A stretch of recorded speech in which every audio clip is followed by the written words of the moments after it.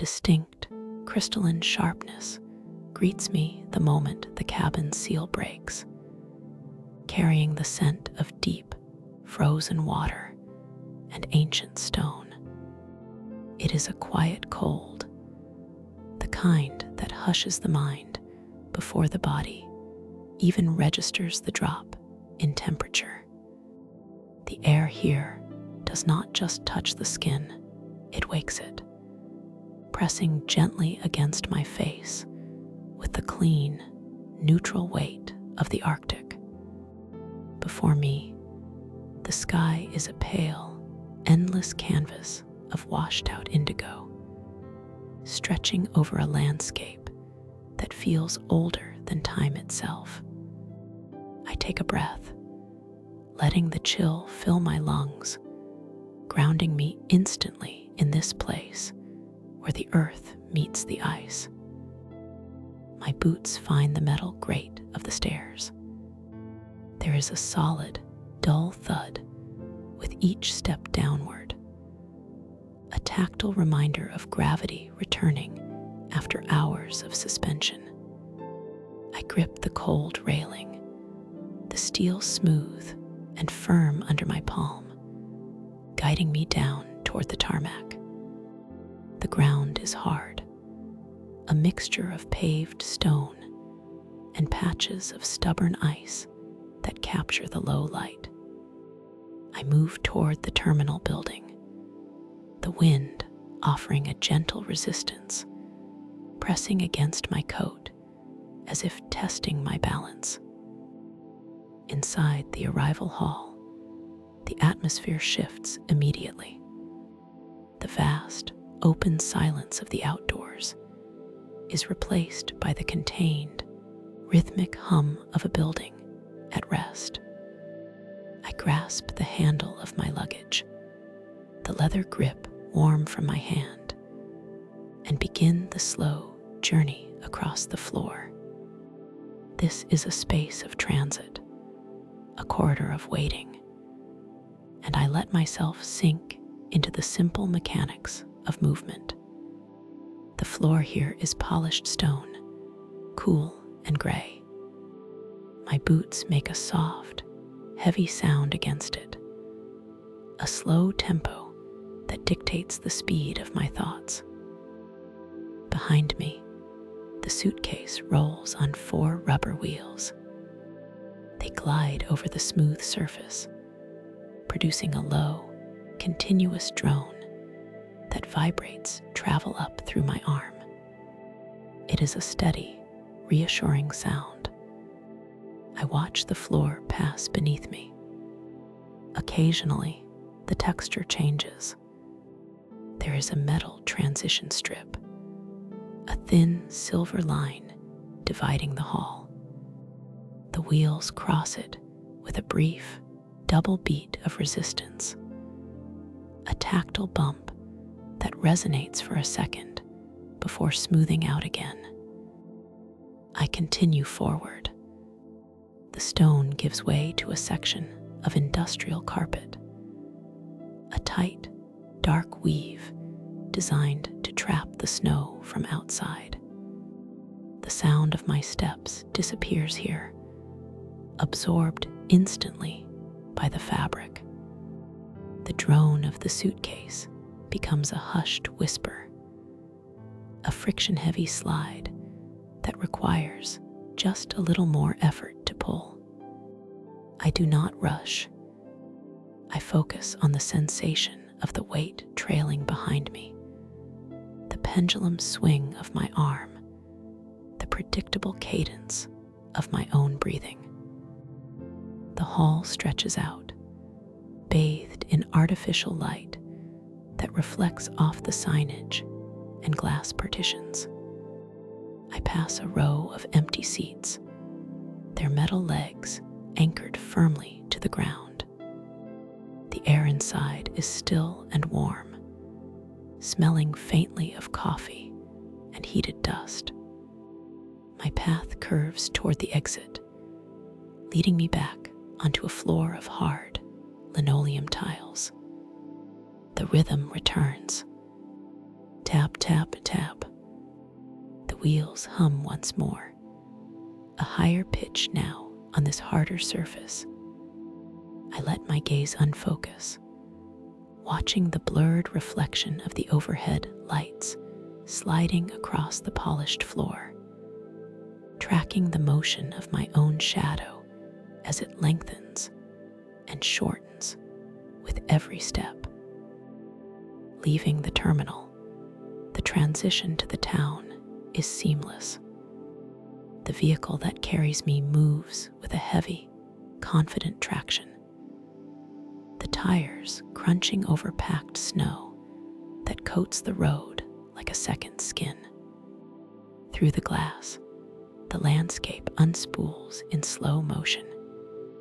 It is a world of white and gray, interrupted only by the sudden, joyful assertions of color.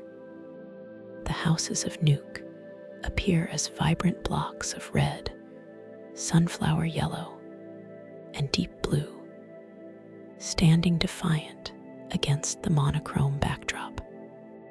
They do not blend in, they declare their presence. I watch them slide past, framed by the window, each one a stationary boat on a frozen sea. The accommodation is quiet. I enter, and the door seals with a heavy, final click, shutting out the world. The room is warm, smelling of untreated pine and fresh linens. I leave my bag by the door, the wheels finally still. I unbutton my coat, feeling the weight of the layers peeling away, leaving me lighter. I move to the bed. It is large, dominated by a duvet that looks like a cloud brought down to earth. I sit on the edge, the mattress yielding gently under my weight. I swing my legs up, the fabric of my trousers brushing against the coverlet with a soft, dry rustle. I lie back. The pillow is cool against my neck. I stare up at the ceiling, a blank, smooth expanse of white. My hands rest on my stomach, rising and falling with the slow tide of my breath. The stillness of the ice outside seems to seep through the walls, settling over me like a heavy, comforting blanket, waiting for the long, slow drift of the Arctic night. The air here carries a weight that has nothing to do with humidity. It is a dry, crystallized heaviness that settles in the lungs, tasting faintly of salt and ancient, pulverized stone. Standing at the edge of the old colonial harbor, the silence is not an absence of sound, but a blanket that muffles the world. To the left, the wooden houses paint the shoreline in deep ochre and oxide red, their colors standing defiant against the monochrome backdrop of gray rock and white sky. Water in the harbor is the color of steel. It moves with a heavy, oily lethargy, barely disturbing the pilings of the small pier. I have come here to watch the tide retreat. It is a slow process, a gradual exhaling of the ocean. Beneath the surface, a shadow begins to sharpen. I lean against the wooden railing, the cold seeping through my gloves, and fix my eyes on a specific patch of rippling dark water. This is the home of Sushuma Arna, the mother of the sea. She is not flesh, but granite, a sculpture submerged by the high tide and revealed only when the water wills it. Minutes drift by, a rounded shape breaks the surface tension. First, the crown of a head, smooth and wet, glistening under the pale Arctic sun. Then the curve of a shoulder. The water laps against the stone, peeling back layer by layer. There is no rush in this revelation. The ocean clings to her form, hesitating before dropping an inch lower, then another. Finally, her face emerges, stoic and enduring, gazing up through the thin layer of water before meeting the open air. She breathes again, turning away from the harbor. The terrain demands a different kind of attention. The pavement ends, surrendering to the bedrock that defines this coast. This is nice. Some of the oldest stone on the planet, folded and twisted by heat and pressure 3 billion years ago. It feels permanent underfoot, a solid floor that has outlasted continents. I make my way up a gentle slope toward the peninsula. The wind picks up here, unobstructed by the harbor buildings. It creates a low, rushing sound in the ears, like the static of a radio tuned between stations. Ahead, a large formation rises from the ground, shaped vaguely like a resting animal. This is a sheep rock, rounded by millennia of ice. Approaching it, the texture changes. The windward side is smooth, polished by the endless friction of air and snow. But down low, near the base, I find the mark I was looking for. The trim line. It is a subtle boundary, a horizon line drawn on the stone itself. I crouch to bring my eyes level with it. Below this line, the rock is pale and scoured clean, stripped bare by the winter snowpack that buries it for months at a time. Above the line, where the snow cover is thinner or melts faster, life has taken hold. I run a gloved finger along this border. It is jagged and microscopic. Above my finger, tiny colonies of orange and black lichen create a rough, sandpaper texture. They are dormant but alive, clinging to the gneiss. Below my finger, the stone is slick and naked. Tracing this line feels like reading the memory of the winter, a physical record of where the ice held its ground. Rising from the crouch, I turn my back to the town and face the open Davis Strait. The path forward is not marked by signs, but by the logic of the geology. I seek the flat ridges, the natural spines of rock that lead toward the water's edge. The rhythm of the hike simplifies. There is only the placement of the boot and the intake of air. One step, the rubber sole finds purchase on a ridge of gray stone. The weight shifts forward. The back foot lifts. The air enters the nose, cold and clean, filling the chest before being released in a cloud of white vapor. Another step. The ground is uneven but predictable. There are no trees to break the line of sight, no bushes to snag the clothes.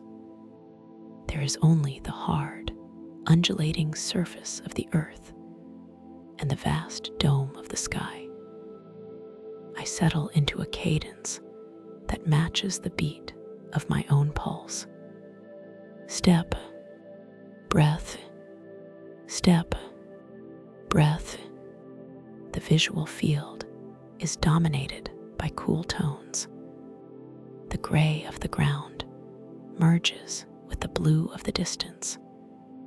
The sound of walking is a dull, rhythmic thudding, absorbed instantly by the open space. There is no need to think about destination. The coastline guides the movement. A long, flat stretch of rock offers an easy passage, requiring no climbing, no jumping, just a steady, pendulum motion of the legs.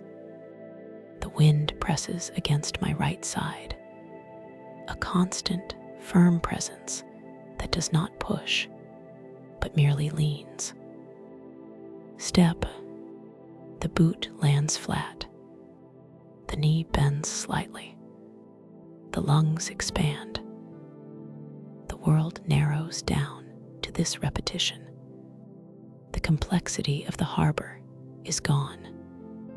The history of the rock is gone. There is only the sensation of movement through cool air.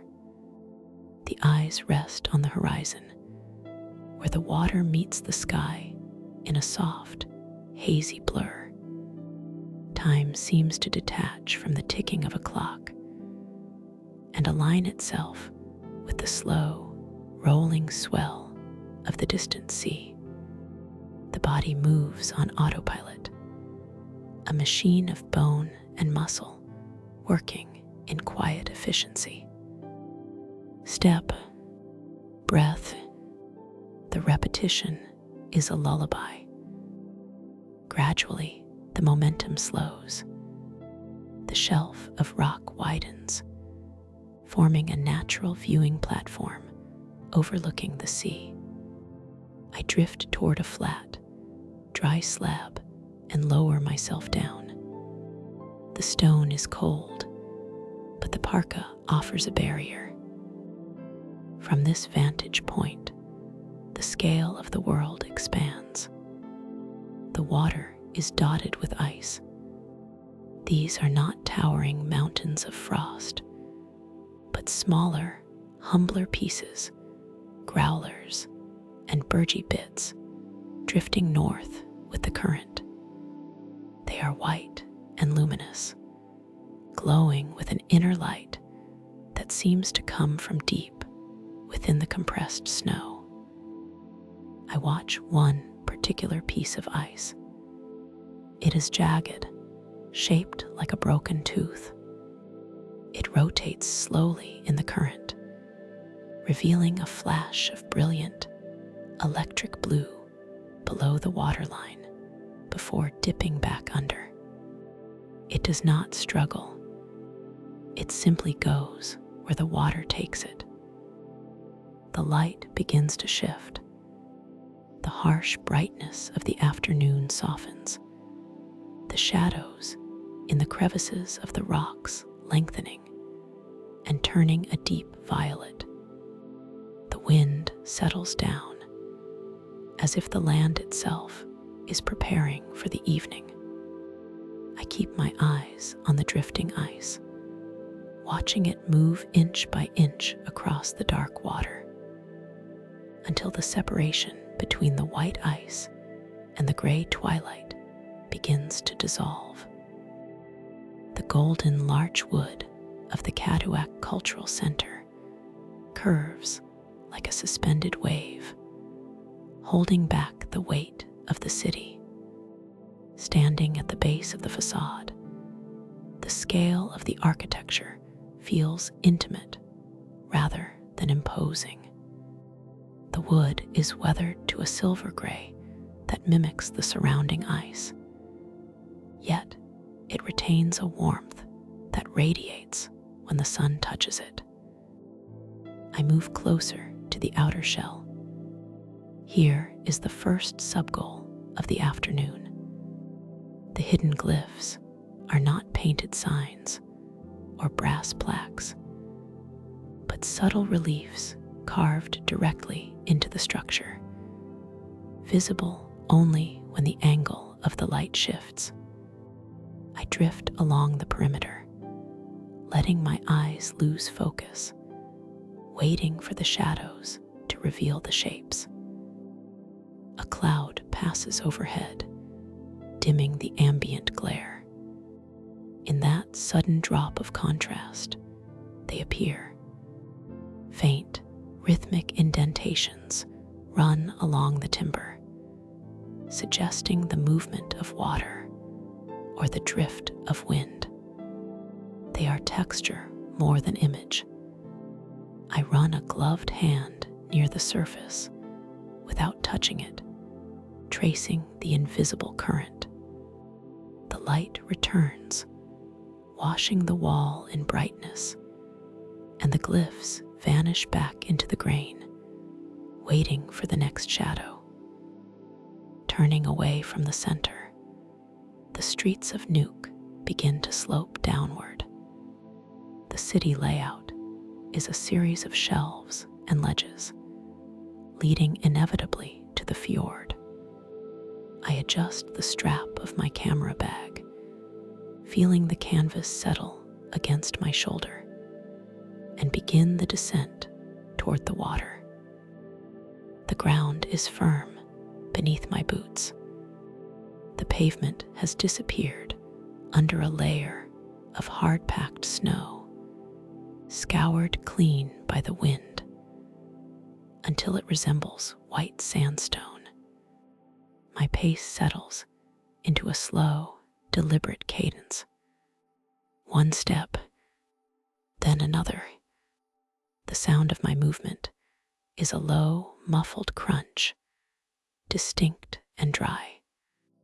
It repeats with the regularity of a metronome. Crunch, step, crunch. There is no need to look up. The visual field is a blur of white ground and gray periphery. The air is still, lacking the bite of the morning, hanging suspended and cool against my cheeks. I focus entirely on the sensation of walking.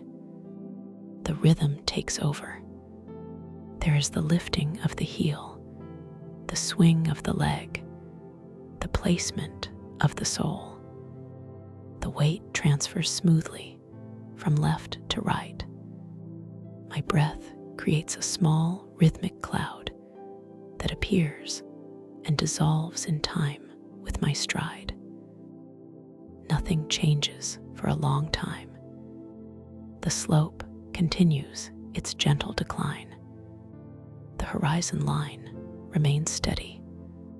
The only input is the tactile feedback of the ground and the metronomic sound of rubber soles on snow. It is a long, unbroken corridor of motion. There are no distractions here, just the steady, hypnotic repetition of forward momentum. The mind empties, leaving only the physical act of transport. The muscles in my calves contract and release. The cold air fills my lungs and leaves them again. Step, breath, step, breath. The world narrows down to the few feet of white terrain directly ahead, passing beneath me in a continuous, flowing stream. Gradually, the monochrome rhythm begins to break. Colorful shapes emerge from the white surroundings as the terrain levels out near the harbor. This is Migadalen. The name suggests a valley, and the geography creates a natural amphitheater facing the sea. The light has shifted to the blue hour. The sky is no longer gray, but a deep, resonant indigo that seems to glow from behind the clouds. It is time to find the colors. The houses here are not merely painted, they are saturated. I lift the camera. Through the viewfinder, the world is framed and intensified. I am looking for the specific combination mentioned in the old guidebooks: the mint and the peach. To my left, a sharp A-frame rises from a granite outcrop. It is a vivid, electric crimson, startling against the snow. I bypass it, panning the lens slowly to the right. A mustard yellow cottage sits heavily on its foundation, its windows glowing with warm, tungsten light. Then, down a narrow side street that leads directly to the water's edge, the palette softens. The first gable is the color of dried mint leaves, a pale, dusty green that seems to absorb the blue twilight rather than reflect it. It stands shoulder to shoulder with its neighbor. The second house is the color of a winter peach, a soft, muted orange that feels incredibly warm in this landscape of ice. I do not snap the photo immediately. I let the scene sit in the glass of the lens. The contrast is gentle. The mint and the peach gables lean together, their roof lines dusted with fresh powder. Behind them, the dark water of the fjord creates a void, and above, the first stars are piercing the indigo canopy. Lowering the camera, I simply stand and watch the colors hold their ground against the deepening night. A light in the peach house flicks off, then on again, a signal from a life unfolding inside. The cold is starting to settle into the folds of my coat, heavy and comforting. I turn my gaze toward the water, where the silhouette of a small boat bobs silently on the tide, drifting nowhere in particular. The road to the cemetery is paved with silence. It sits in a valley where the wind seems to lose its momentum, dropping down from the surrounding ridges to rest among the stones. This place is called Ekasajitsi. The name itself feels like a long, slow exhale. It means let there be peace, and the landscape obeys. I step off the cleared asphalt and onto the packed snow. It holds my weight with a dry, firm resistance. Before me, hundreds of white crosses rise from the white ground. They do not stand in perfect military rows. The earth here is alive with permafrost, the ground breathing and shifting with the seasons. And over time, it has gently pushed the markers into new angles. Some lean forward, as if listening to the ground. Others tilt back, looking toward the heavy gray sky. There is no sorrow in this geometry, only a sense of slow, geological movement. I wander between them. Bright splashes of color interrupt the monochrome palette. Wreaths of plastic flowers, red, violent orange, deep purple, rest against the wood. Because fresh flowers would freeze in minutes, these enduring petals hold their bloom against the cold. I pause by a cross, tilting heavily to the left. The wood is weathered, the white paint peeling in tiny, curled strips that flutter when the breeze picks up. Leaving the quiet valley, the road curves downward toward the water. The horizon opens up, revealing the steel gray expanse of the fjord. I pull my scarf tighter. The transition is gradual. The silence of the crosses gives way to the distant, mechanical hum of the industrial port. I settle into a rhythm of movement.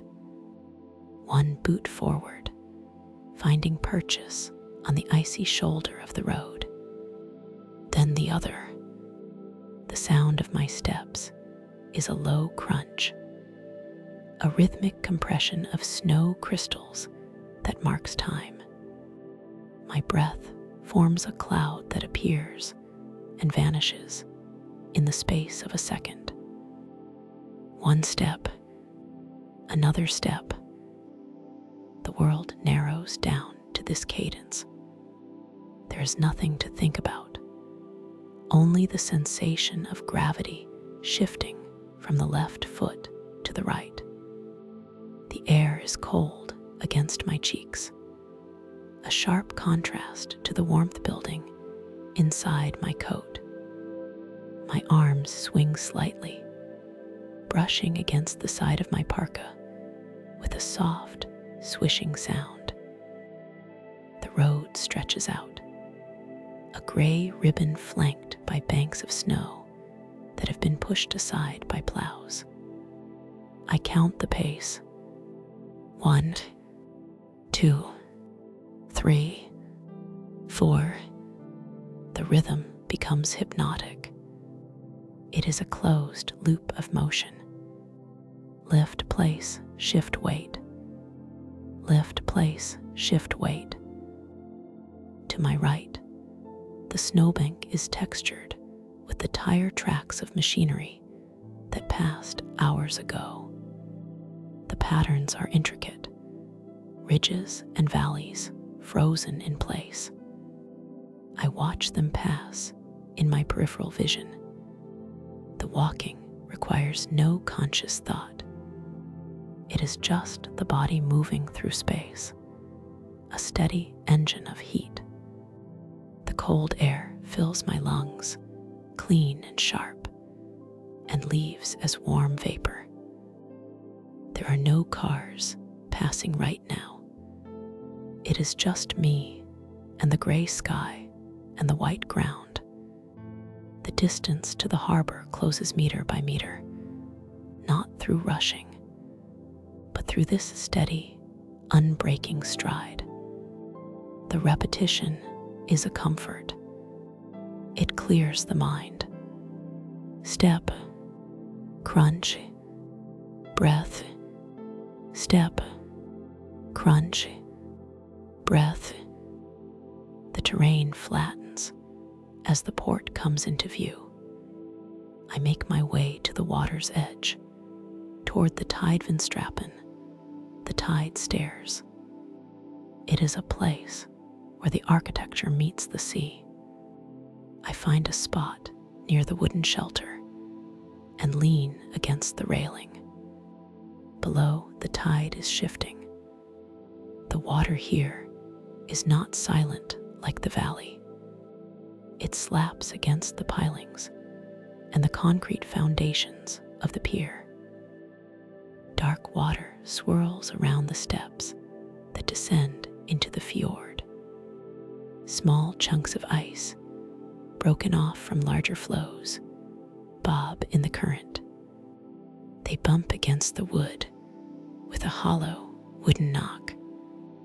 It is a clumsy, gentle sound. I close my eyes for a moment to listen. The hum of a distant generator blends with the lapping water. It is the sound of a working harbor at rest. Opening my eyes, I look upward.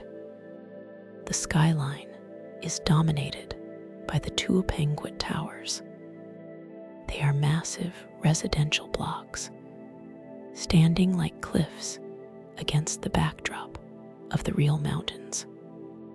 The windows reflect the flat light of the afternoon. High above the towers, the ravens are circling. They are enormous birds here, intelligent and watchful. I track their shadows. They do not flap their wings often. They ride the thermal currents rising from the buildings. One raven dips a wing and spirals lower, a silhouette of pure black gliding across the face of the concrete tower. Its shadow follows a second later, warping over the balconies and windows. I watch the dance of the birds for a long time. They drift and bank, masters of the air currents. The light is beginning to change now, the gray sky deepening into a bruised blue as the afternoon wears on. The orange lights of the port begin to flicker on, one by one, reflecting in the oily water below. The cold begins to seep through the layers of my clothing, but it is not unpleasant. It is merely a signal that the day is winding down. I turn my gaze back to the water, watching a single piece of ice rotate slowly in the eddy of the tide, turning round and round, going nowhere, simply existing in the current.